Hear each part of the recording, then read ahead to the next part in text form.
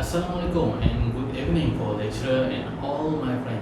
My name is Jamal bin Senin, number metric 276262. My past is studying in campus and conclusion.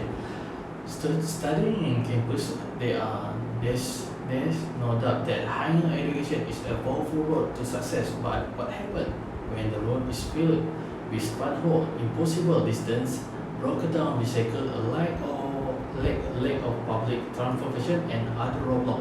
Many students have no problem getting into the school, but they do have problem with getting there literally.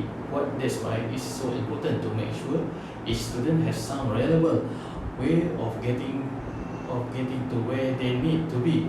This guide examining the often overlooked problem of transportation boost for students as well as the solution that just might help make the road to higher education a bit easier to travel. Most people like having the freedom of a car. It's made everything accessible. However, much like having a car in Malaysia, having a car on campus can be challenging. Many campus do not have adequate parking for all the students, so driving to class can be a bit dizzy.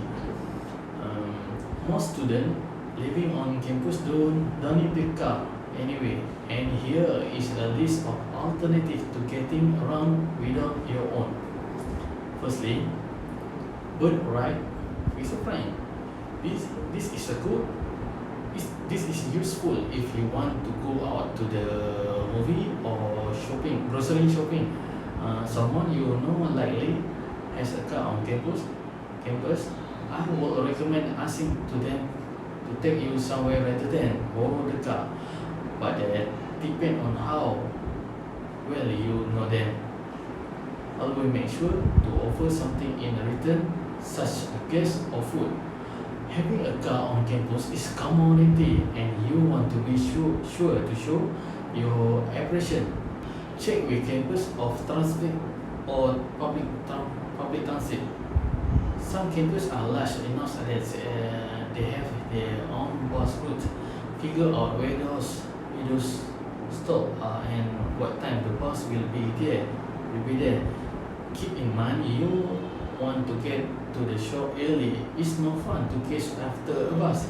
If you using the surrounding city public transportation, check into year-long bus or train passes.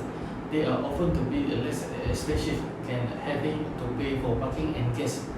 Plus, if you work off campus somewhere, you can see if the stops are close to your workplace.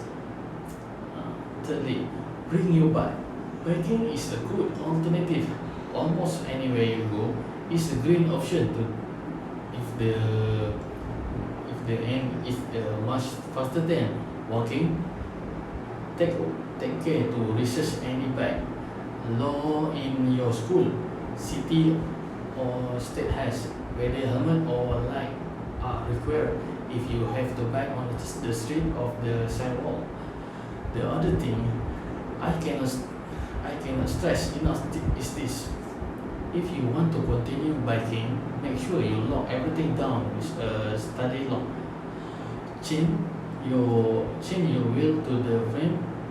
Lock your bike as close to the rack as possible, and invest in a seat list, or if you can take your bike inside. Or scooter. I have seen people riding their scooter around campus in a place where no one walk to walk, but no one want to pay for bringing a car. You do wherever it takes.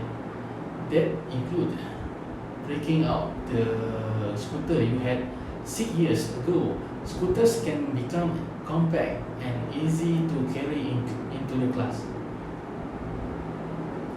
Conclusion: Transport is an important part of the nation's economy. It has progressed at a rapid pace, and today there is a wide variety of modes of transport by land, water, and air.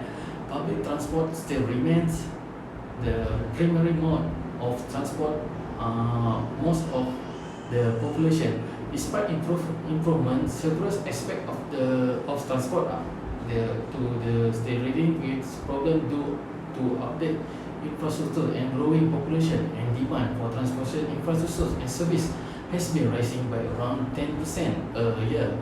It's quite often to think to that how rapidly we had advanced for slow bullock cart to high-speed bullet train.